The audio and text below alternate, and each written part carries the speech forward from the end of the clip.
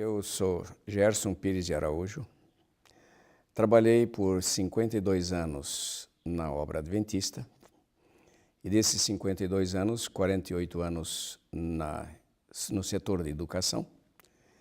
E depois, ao chegar o período de aposentadoria e não estar disposto a ficar parado, recebemos o convite de nós termos algumas atividades como voluntário na África. Durante um semestre estivemos trabalhando em Moçambique, dando aulas no seminário, e no ano seguinte me convidaram para ir para Angola. E é evidente, durante um ano inteiro a gente não iria sem a esposa. De tal maneira que, quando ela decidiu aceitar o desafio, nós fomos para Angola trabalhar e dar aulas no seminário adventista em Huambo, que é uma das maiores cidades do país, depois da capital. E lá nós estivemos trabalhando durante um ano, dando aulas no seminário e tendo algumas oportunidades de conhecer alguns outros lugares, até que um dia, conversando com o presidente da União, ele mencionou um fato que me fez lembrar quando eu era garoto de 14, 15 anos de idade, quando ele disse que numa missão a cerca de 160 quilômetros da cidade do Huambo, lá no alto das montanhas, nessa missão ainda caía maná, desde o ano de 1939. E isso me fez lembrar de um fato. Quando, na Casa Publicadora Brasileira, no final de 1948, eu li na Revista Adventista a história que havia ocorrido em 1939, nessa missão. Quer dizer, foi no período do início da Segunda Guerra Mundial e os nossos irmãos nessa missão da Namba estavam passando necessidade porque houve um período longo de estiagem, de seca, não produzia mais nada e eles começaram a sentir que iam passar fome. E então a história que eu havia lido dizia que eles haviam se reunido numa reunião de oração um dia, pedindo que Deus interviesse, Deus fizesse alguma coisa para que eles não passassem necessidade e passassem fome.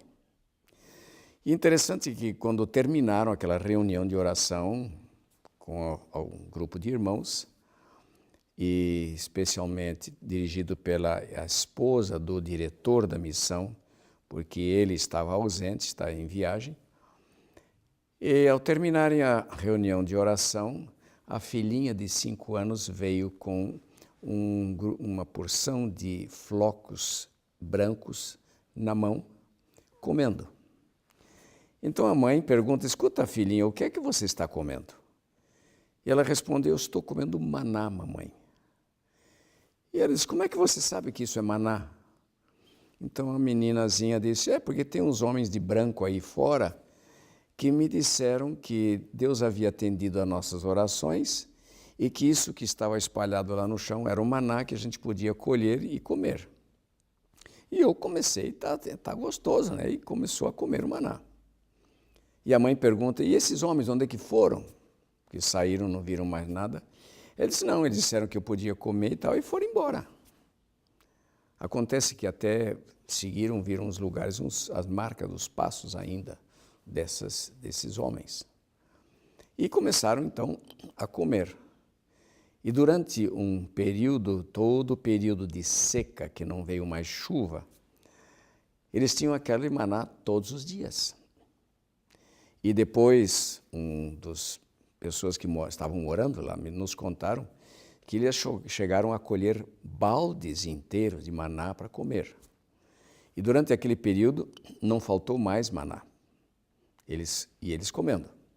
Até o período, quando veio chuva outra vez, eles voltaram a plantar e então o maná deixou de cair naquela grande quantidade. Mas continuou caindo em pequena quantidade durante todo esse período de tempo. É verdade que depois nos contaram que quando houve a Guerra Civil e que o Savimbi, que era o revolucionário, ocupou a missão, tomou conta da missão, os membros da missão e os irmãos lá tiveram que fugir. E ele, então, ficou lá fazendo da missão uma sede com seus soldados. Quando eles foram obrigados a retirar-se, por causa das batalhas e da tropa do governo, eles destruíram, derrubaram tudo o que tinha. E então, durante esse período em que eles estavam controlando e dominando ali, o maná não caiu mais. Quando terminou a Guerra Civil, e que o governo restituiu os terrenos para a missão adventista, o maná continuou caindo outra vez, em pequena quantidade, e só num lugar específico, aproximadamente atrás da igreja, onde era a igreja. E depois eles construíram uma igreja nova e ainda o maná continuando a cair lá. Quando o pastor, presidente da missão, nos contou que ainda caía maná, a minha esposa, como toda mulher curiosa, né, disse, eu quero ver isso. Então, aconteceu que ele disse, olha, o que está caindo agora são só 2 vezes por semana, quartas e sextas.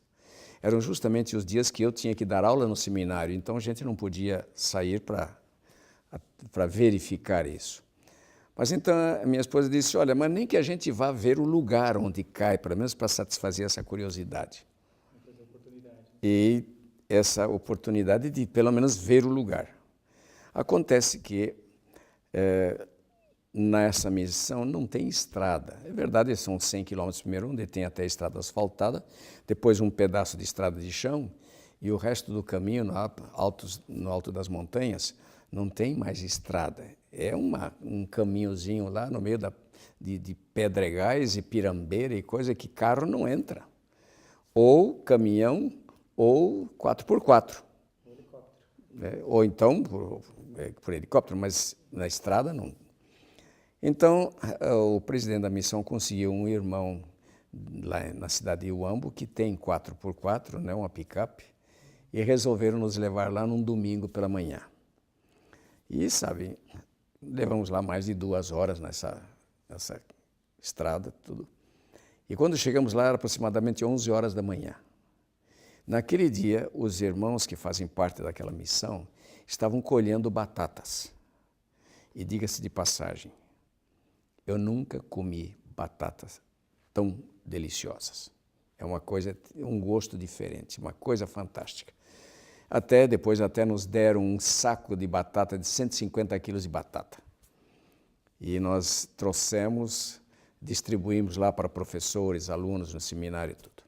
Mas quando nós chegamos e dissemos a eles que estavam lá colhendo que nós gostaríamos de ver onde caía o maná, um deles disse, não, eu vi que hoje ainda tem lá, caiu o maná essa manhã cedo, essa madrugada caiu o maná lá. Vamos lá.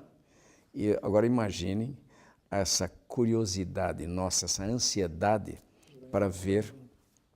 Não é em grande quantidade, é um pouquinho espalhado, e eu fiquei olhando para ver se não havia uma explicação natural das coisas. Quem sabe caía de alguma coisa da árvore, porque uma parte da areazinha onde cai esse maná é embaixo de eucaliptos. E outra parte é fora, sobre um capinho, gramado assim. Então, nós começamos a pegar aquilo, são pequenos flocos, parecido com floco de pipoca branca, assim, e começamos a comer. E é interessante que o gosto é aquilo que a Bíblia diz. Assim como os flocos brancos que a Bíblia menciona, e que o gosto é parecido com pão de mel, exatamente, não é doce demais, não é um açucarado, mas é um doce suave, e nós começamos a comer. E sabem, a gente pensando, bom, se de fato é maná, a gente experimentar isso 3.500 anos depois do maná no deserto lá, a minha esposa chorava de emoção. embargava-se a fala e a gente experimentando aquilo. Então eu tive a ideia de guardar aquilo e apanhar um pouco e num guardanapo de papel, porque me disseram não adianta você pôr em plástico porque estraga, mas leve no papel. Então nesse guardanapo de papel eu juntei uma porção desse maná para trazer pelo menos de amostra para ver, mostrar alguma coisa. Para nós foi uma alegria de termos essa experiência. Bom, levamos de volta para o Huambo e um mês e pouco depois nós voltamos para o Brasil. É interessante que nós perguntamos para o pessoal como é que vocês veem, não se vê nada. Ninguém até hoje viu cair o maná. Só que quando amanhece o maná está ali presente. E então, para eles não precisam mais desse maná porque tem agora alimento suficiente. É feijão, arroz, milho, batata, né, que eles estavam colhendo e tal. Aliás, uma terra bastante fértil. E eu fiquei... Como se fosse o arco-íris para mostrar para o povo Bom, que Deus ainda é... Isso, sabem, é uma das coisas que eu fiquei pensando. Por quê?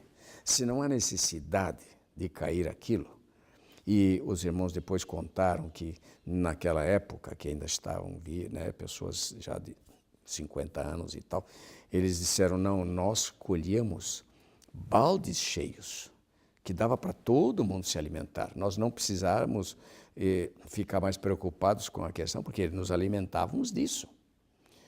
Então, nós trouxemos para o Brasil, mostramos para alguns que experimentaram, acharam de fato interessante esse gosto, né, de pão de mel. Então, eu passando por Brasília, fui visitar a Sociedade Criacionista, dos quais eu sou um dos fundadores e um dos membros, e mostramos para o presidente, Dr. Rui Vieira, e ele nos deu uma ideia. Deixamos uma pequena amostra lá, que ele tem lá uma demonstração do tabernáculo, não é? Ao lado, uma pequena urna ao lado da arca, pusemos lá um pouco de maná. Ele disse, por que você não experimenta fazer uma análise de laboratório? E então ele mencionou o seguinte, olha, eu tenho um amigo que é diretor do laboratório de espectrometria de massa, que é um do melhor do Brasil, que está na Universidade de Campinas, lá perto onde você mora. Então, eu trouxe de volta. Chegando aqui, eu telefonei para o Dr. Eberlin, que é o diretor lá, e ele me atendeu por telefone, marcamos uma data e eu fui lá. Levei essa amostra do maná. E ele ficou, pôs num reservatório, um tubo de vidro, disse, olha, com essa amostra eu sou capaz de fazer até 500 exames de análise diferentes. De maneira que eu vou verificar o que é, de que é constituído esse material, né? Ele é um membro da Igreja Batista, o auxiliar dele da Igreja Presbiteriana, até nós estávamos aqui os três, cada um de uma igreja evangélica diferente. E, bom, eu saí, fui para onde nós estamos morando agora, para Sobral, no Ceará, e algumas semanas mais tarde ele me manda um relatório oficial todo da análise de tudo o que foi feito e no final dando o resultado, com as conclusões a que eles haviam chegado dessa análise. E então, em resumo, ele disse, é constituído esse material de açúcar simples, quer dizer, frutose e glicose. Sais minerais, e mencionou aí os 7 ou 8 sais minerais diferentes, e traços de aminoácidos. Então ele diz, tudo é apropriado para a alimentação humana.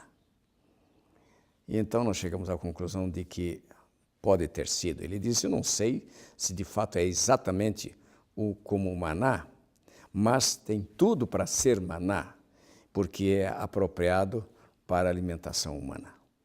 Então, essa experiência para nós foi marcante. Eu tenho até hoje fotos de nós estarmos apanhando esses flocos.